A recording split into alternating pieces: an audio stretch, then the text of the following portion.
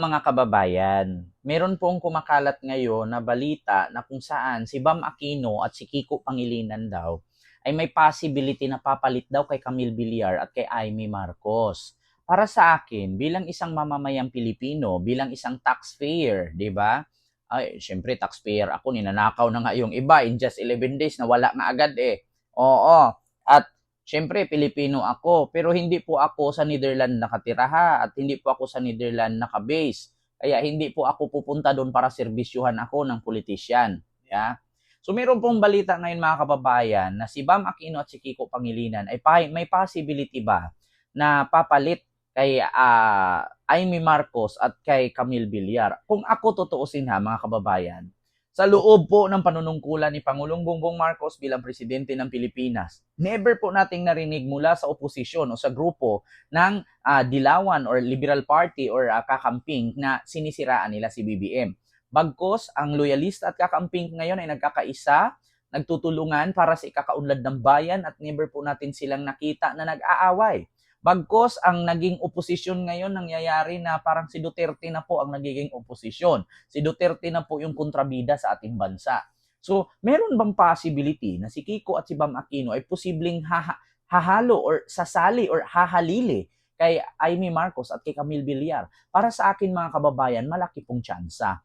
Ngayon, actually, bilang matalinong Pilipino, bilang matalinong botante at bilang mamamayan na may utak, hindi katulad ng mga DDS na bobo, tanga-tanga, uto-uto, inutil, hampas lupa, mahirap at pangit ang lahi na nakasuporta kay Duterte. Siyempre, kung ikaw magaling na botante, kahit hindi po na nakasali sa hanay ng alyansa para sa pagbabago ni BBM, ay ibuboto ko po yung Liberal Party. Bakit? Kung nawala man si Amy at nawala man si Camille Villar, nandyan naman si Bam at si Kiko. Hindi naman natin kailangan na pasalihin pa yung dalawang senatorial candidates na yan. Bakit? Napatunayan natin at nakita naman po natin kung ano po ang ginawa niyan sa bayan. Kay Kiko, wala kang nabalitaan na nagnakaw. Wala kang nabalitaan na nagbulsa at wala kang nabalitaan na kung ano-anong kaik-ikan sa pagiging politician. Pagdating kay Bam Aquino, ganun din. Wala din kayong nabalitaang may pinatay. Wala din kayong nabalitaan na may tinakbong pera, tinago, at kung ano-ano pa man. At meron nga akong ipapanood sa inyo mga kababayan, patungkol nga ito kay Kiko Pangilinan, na kung sakali man na siya ay tawag dito, makasali sa alyansa na senatorial slate ni Pangulong Bongbong Marcos, ito ang kanyang reaksyon. Pakinggan natin. The silent supporter of BBM. If I can help in whatever way, why not? We wish the best of luck for this administration. Hindi naman mababa ng bogo kung hindi binan ng Pangulo. I'm appreciative of this current administration's position on China. Definitely much better than the previous administration. And we support the effort to stand up against China. May mga bagay na tama, suportahan. Sana wala nang kulay. Walang kulay ang gutom. Narinig nyo ang sabi ni senatorial candidate Kiko Pangilinan. Sana wala ng kulay kasi wala namang kulay ang gutom.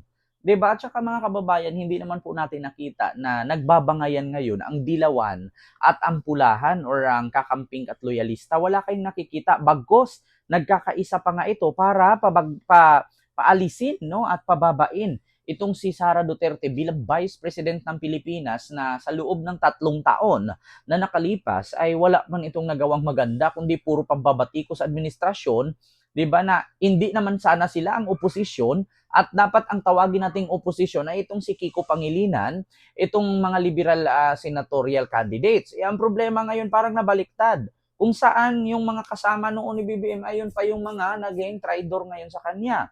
So, much better, no, napanood nyo at napakinggan nyo ang reaksyon ni Kiko na sana wala ng kulay. Kung may mga bagay na tama, suportahan. Pero sana wala ng kulay, walang kulay ang gutom. Di ba? So, sabi ni Kiko, suportahan niya ang administrasyon kung ano man ang dapat niyang magawa, ano man kaya niyang magawa sa pagsuporta at agree siya sa ginawa ni Pangulong Bongbong Marcos patungkol sa paglaban sa China sa pananakop nito sa West Philippine Sea. At pangalawa, ito naman ay agree din si Kiko Pangilinan patungkol sa pagpapaban ng Pogo. Hindi naman mababan ang Pogo kung hindi pinapaban ng Pangulo. Tama naman ang sabi niya. So, ngayon mga kababayan, yun lang po yung aking ma-share sa inyo na may possibility ba na 'di ba? Si Kiko Pangilinan, si Bam Aquino ay susuporta ba kay Pangulong Marcos, 'di ba? So ito pa, hanapin natin si Bam Aquino kung ano man ang reaksyon niya. So ito po. Panoorin natin kung sa specific issues and on specific ito. bills. Ito po mga kababayan, si Bam Aquino. So ano ang magiging reaksyon niya or suporta ba siya kay Pangulong Bongbong Marcos? Ito. Ay po, meron ng well-known political history between your families.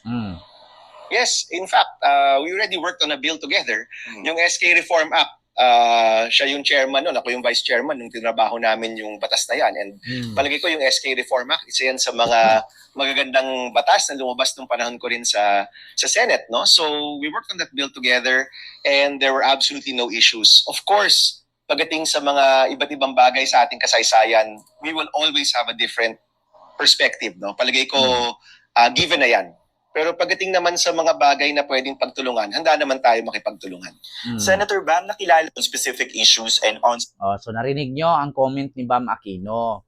Yung hidwaan o iringan ng dalawang pamilyang Aquino at Marcos, given na yon, nangyari na yon, nakaraan na yon. At in fact, sabi niya, yung patungkol nga sa SK Act, no, yung batas nga pag sa mga kabataan, ay ang vice chairman doon ay si BBM at ang chairman, correct me if I'm wrong kung siya ang chairman, si Bam at saka si BBM ang vice chairman, sila daw po pala ang author ng batas na yun patungkol sa mga kabataan o sa sangguniang kabataan na batas. So, nagkakasundo sila. So, wala naman daw problema pagdating sa kaunlaran, pagdating sa pagsusuportahan kasi nga kumpara naman sa ikakaunlad ng ating bansa. Alam niyo sa totoo lang mga kababayan, much better po talaga na ibalik niyo po yung mga senador noon ng Liberal Party.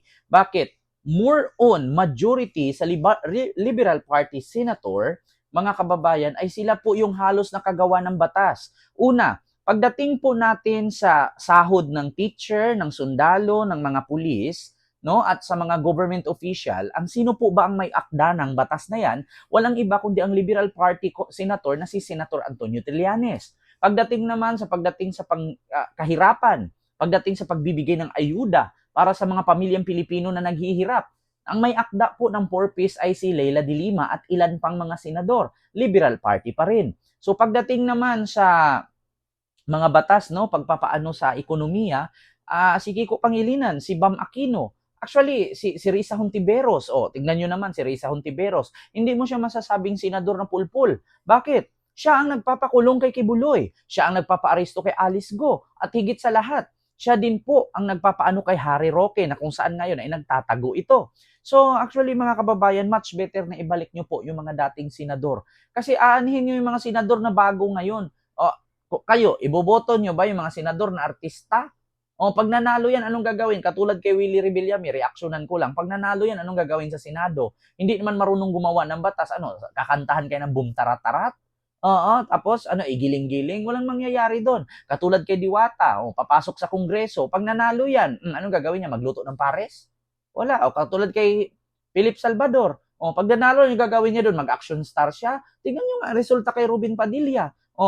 Nanalong senador, number 1 senador, anong ginawa niya? Kung saan-saan napadpad ngayon, nandoon, nag-duty sa Netherlands, hindi naman Pilipinas yun. Pagdating sa Netherlands, hindi naman siya abogado. Pagdating sa statement, tinatanong siya ng mga reporter, hindi naman kakasagot. Bakit? Hindi naman marunong mag-English. Nakikita mo lang si Robin, maya-maya, nguya, akala mo kambing. Di ba? So much better talaga, iboto nyo yung may mga nagawa na senador, hindi yung purpulpul. Huwag kayong bumoto ng mga bagong senador, mga walang kwenta. Tingnan nyo yung mga senador ni Duterte. Anong maipagmayabang nyo ba yung mga senador niya? Hindi rin. Bakit? Aanhin mo yung senador na dating pulis, naging senador, wala din nagawa batas, puro lang puncher. Diba? Okay ito si Bongo. Bakit? Kasi merong malasakit center, pero wala din naman pinagkaiba sa malasakit center, palakasan lang din. Pag hindi ka butante ng ng malasakit center, author, hindi ka rin naman mabibigyan. Kasi pinipili lang din.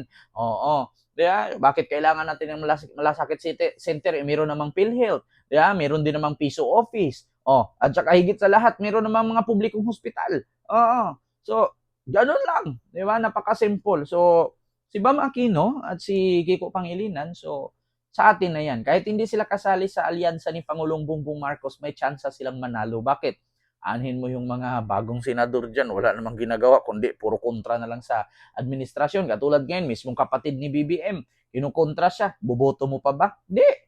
So yun lang, maraming salamat and see you next vlog. God first. Thank you.